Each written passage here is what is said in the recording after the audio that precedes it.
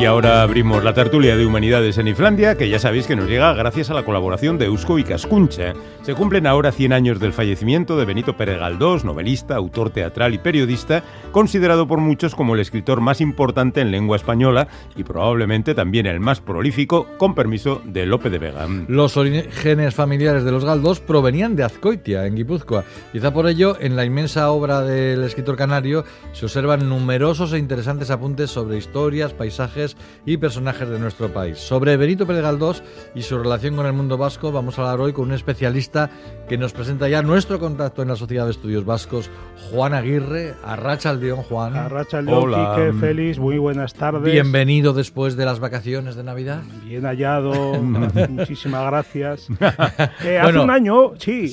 Quería presentaros al invitado, que lo tuvimos aquí hace un año, quizás... Sí. Seguramente, sin duda os acordáis, porque estuvimos hablando de la edición crítica de Trafalgar, que es la primera novela de los episodios nacionales de Benito Pérez Galdós.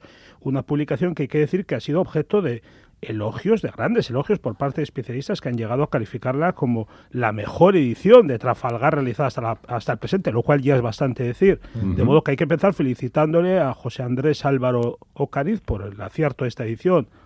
Hola, buenas tardes. Hola, buenas tardes, Arratsaldeon. Y enhorabuena. Soriona, ¿qué? Sí, muchas gracias. Sin ninguna duda. No sé si habrás vendido muchos libros, pero desde luego la crítica, eso ya es más complicado, pero desde luego la crítica ha sido excepcional, José Andrés. Sí, no, la verdad es que se van vendiendo. Bueno, estupendo. Bueno, eres donostiarra, residente en Navarra, licenciado en Filología Hispánica y has impartido la docencia durante 25 años en diversos colegios, institutos de Aragón, Barcelona, Navarra, el País Vasco, y has tenido además responsabilidades en el área educativa en el Gobierno Foral de Navarra. Así que además eres divulgador cultural, autor de libros, habitual conferenciante y además editor, como acabamos de hablar, en este caso de Benito Pérez Galdós, de modo que eres una persona idónea para hablarnos de este personaje de orígenes vascos. Bueno, pues vamos a empezar por el principio, José Andrés. Te vamos a pedir que nos expliques cuál era concretamente la vinculación familiar de Benito Pérez Galdós con el País Vasco. Mira, si nos percatamos de su segundo apellido, Galdós, ya podemos imaginar que tuvo alguna relación con el País Vasco. De hecho, su abuelo materno, como habéis indicado, Domingo Galdós Alcorta, era de Azcoitia. Se ha hablado mucho de que sí era secretario de la Inquisición en Las Palmas, pero la realidad es totalmente distinta. Domingo Galdós quedó huérfano de padre y madre a muy corta edad. A los 10 años fue a vivir y a estudiar a Madrid, ya que allí vivía un hermano suyo. Cuando tenía 20 años se trasladó a Las Palmas en calidad de familiar de un tal Francisco Javier Isuriaga, que había sido nombrado fiscal de la Audiencia de Canarias. A los 2 años de estancia en Las Palmas, tras un examen, fue nombrado oficial de contaduría de la catedral, puesto que ocupó durante 6 años. Entonces logra el puesto de receptor interino del Santo Oficio, que es el que se encargaba de cobrar las multas. Es decir, no fue a Las Palmas como secretario de la Inquisición, ni tampoco ejerció como inquisidor, sino que era simplemente el recaudador de los impuestos y de las multas que imponía la Inquisición. En la catedral de Las Palmas se casó con María Concepción Medina, tuvieron 5 hijos e hijas, y una de ellas sería María Dolores Galdós, madre de Benito Pérez Galdós. O sea, que eso que se ha dicho, que el abuelo proveniente de Azcoitia era inquisidor en Las Palmas, en fin, esto hay que matizarlo muchísimo. Lo que sí es cierto es que siendo Pérez Galdós el escritor canario, muchos biógrafos suyos, glosadores de Clarín en el siglo XIX, Unamuno en el XX y biógrafos más recientes, les ha sorprendido, se han hecho eco de la ausencia de menciones a Canarias en su obra, lo cual pues contrasta bastante con la abundancia de referencias al País Vasco. Oye, José Andrés, alguien ha llegado incluso a afirmar que Galdós se sentía un poco como una especie de vasco al que le nacieron en Las Palmas, aunque no sé si esto es mucho decir. ¿Tú cómo lo ves? Mira, Galdós sale de Canarias muy joven. A los 19 años va a Madrid a estudiar Derecho y toda su labor como escritora va a desarrollar en la península. Es cierto que hizo sus pinitos durante el tiempo en que vivió en Canarias, pero se va a hacer como escritor en Madrid. De ahí que su vinculación literaria con Las Palmas sea bien escasa, por no decir inexistente. En cambio, su vinculación afectiva con Las Palmas y en general con Canarias fue importante. En Madrid va a formar parte de las tertulias que organizan sus paisanos y va a contar entre sus mejores amigos a personas de Canarias. Galdós afirmará que lo que le gustaba era gandulear por las calles, plazas y callejuelas, gozando en observar la vida bulliciosa de esa ingente y abigarrada capital. Frecuentaba el Teatro Real y un café en la Puerta del Sol, donde se reunía un buen número de sus paisanos canarios. Oye, dejando de lado las cuestiones identitarias, es un hecho que Pérez Galdós viajó bastante por aquí, por nuestro país, unas veces como periodista, otras para recoger localizaciones para sus novelas, asistiendo a las representaciones de sus obras de teatro e incluso para dar mítines en su etapa como candidato a diputado. ¿Qué se puede rastrear de todo ello en sus escritos? No se puede entender su obra cumbre, Los episodios nacionales, sin un serio trabajo de documentación, que le va a llevar a viajar a los lugares donde se desarrollan los principales hechos del siglo XIX. Cuando comenzó la tercera serie de Los episodios nacionales, viajó para conocer los lugares donde se desarrollaron las guerras carlistas.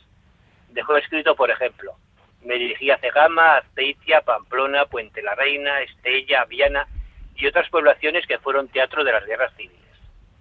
Visitó al sobrino carnal de Zumalacárregui, aprovechó la ocasión para llegar hasta Azpeitia, donde preguntó si existía alguna persona que llevara su apellido. Además, varios títulos de sus obras son una prueba de sus viajes por el País Vasco. Tenemos Vergara, Zumalacárregui, de Oñate a la Granja.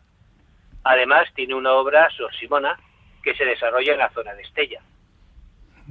Y luego está la parte periodística, no hay que olvidarlo, porque para la prensa, sobre todo creo que para la prensa argentina, ¿verdad?, publicó allí una especie como de cuadros, de retratos de ciudades del país, que luego fueron recopilados en un libro que se abren precisamente con los capítulos dedicados a San Sebastián y a Bilbao de San Sebastián. Decía, una definición muy curiosa, decía que era un pedazo de París construido con la amplitud de las ciudades americanas, ¿eh? Y de Bilbao le gustaba mucho, o le admiraba cómo trabajaba la gente, que la gente decía que trabajaba en Bilbao muy duro. No sé si ahora sigue pasando, Quique, Félix. Trabajamos muy duro. Nosotros bastante. Bueno, vale, habrá que creeros. Y que también sabían divertirse mucho y bien. Eso también. Eso también, sí, bueno, sí, vosotros sí. sois perfectos. Para Pérez Galdós sois el arquetipo del bilbaíno. Perfecto. O sea, José Andrés, se diría que la forma de vida vasca a este hombre le gustaba mucho.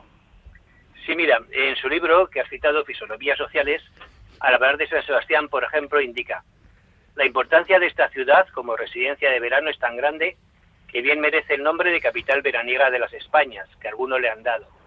Durante los meses de julio y agosto, esto es un Madrid marítimo, un Madrid sin calor, rodeado de agua y de praderas. San Sebastián es un teatro constante de conferencias, aproximaciones, almuerzos políticos, comidas trascendentales y meriendas demoledoras. Cuando se entra por primera vez en esta ciudad, sorprenden su corrección, regularidad, aseo y hermosura. Se parece por su situación a Ginebra. Tiene en grado superior la cultura de las mejores ciudades francesas y la alegría de las andaluzas. A primera vista se observa que es una ciudad de recreo, construida expresamente para que se divierta a la gente. Es un gran albergue de forasteros, como Niza, Mónaco o Montecarlo, y se compone casi exclusivamente de notables casas de huéspedes y habitaciones particulares amuebladas que se alquilan durante la temporada.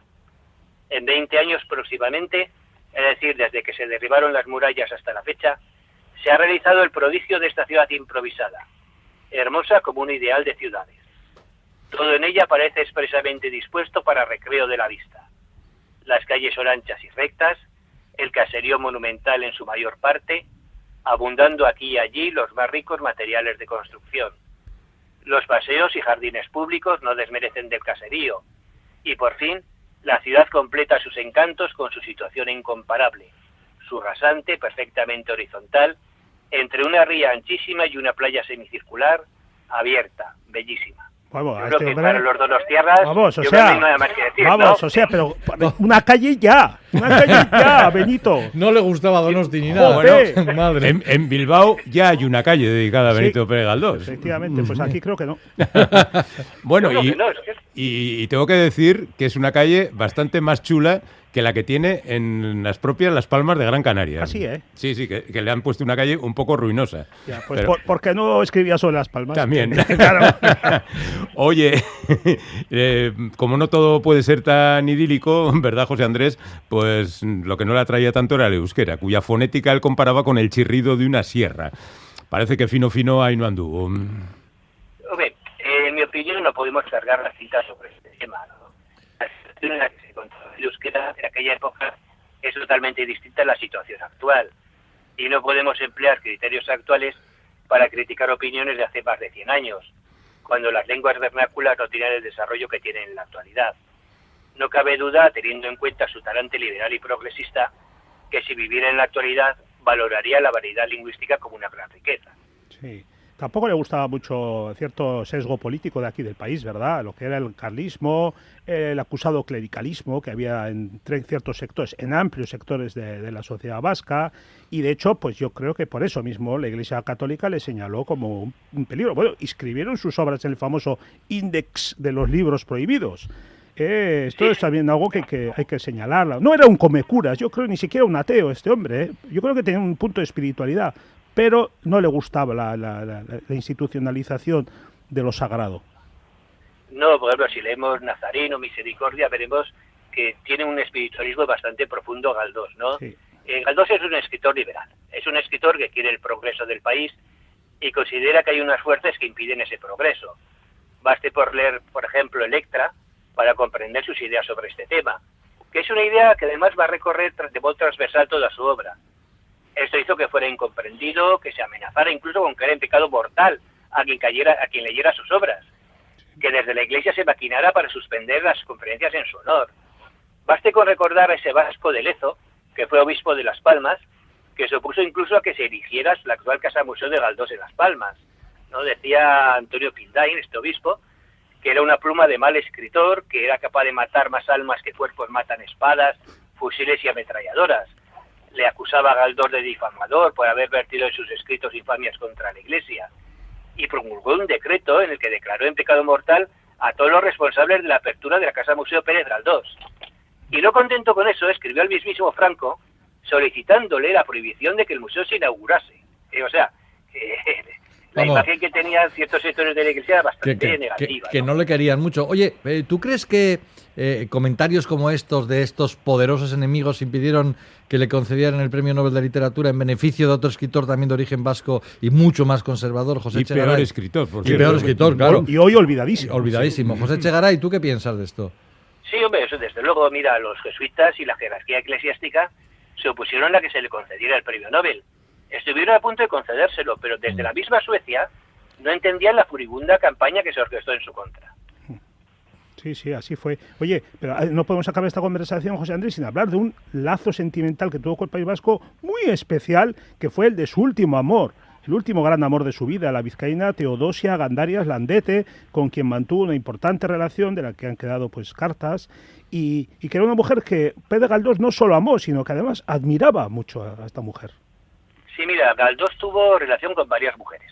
Con Lorenza Cobian, con quien tuvo una hija, que es la que ha dado continuidad a la familia de Galdós.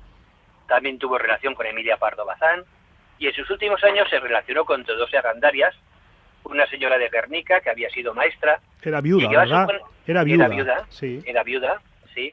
Y va a suponer para Galdós el encuentro con un alma gemela. Se conservan unas 240 cartas de Galdós a Teodosia Gandarias. Por estas cartas de Galdós se sabe que Teodosia hablaba francés y que empezó a estudiar inglés en esos años de sus amores con Galdós, que le enviaba libros ingleses, que le solía aconsejar cuando éste le dejaba sus obras antes de imprimirse, para que se suprimiese alguna escena o algún fragmento de sus novelas.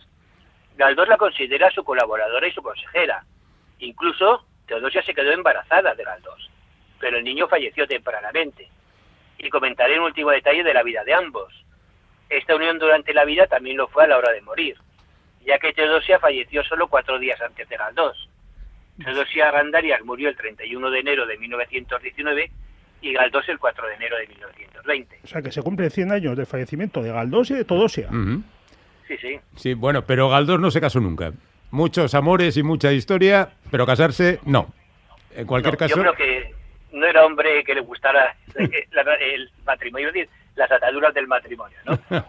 Bueno, pues ahí tienen una vuelta de nuevo a un personaje que ya había sido tratado aquí y que ahora toma mayor relieve justamente porque se cumplen 100 años de su muerte. Hemos hablado con José Andrés Álvaro Ocariz, del escritor Benito Pérez Galdós, que, volviendo al principio, a lo que decíamos al comienzo, tiene en el primero de los episodios nacionales, el de Trafalgar, esa edición crítica fantástica que ha preparado nuestro invitado, donde aparecen, por cierto, personajes históricos vascos, olvidados falsos, pero reales, que Pérez Galdós recuperó para su relato, como también comentamos en su momento. Bueno, pues ahora que está tan de moda la novela histórica, habría que volver a la lectura de estos libros y redescubrir a un autor con tanta capacidad y con tanto rigor para tratar sobre su época, el siglo XIX, como fue digamos, nuestro medio paisano, Benito Pérez Galdós. José Andrés, muchísimas gracias por estar con nosotros y hasta cuando tú quieras. Muchas gracias a vosotros. Juan, Bueno, hablamos dentro de 2 semanas. hasta la quincena. Hasta luego.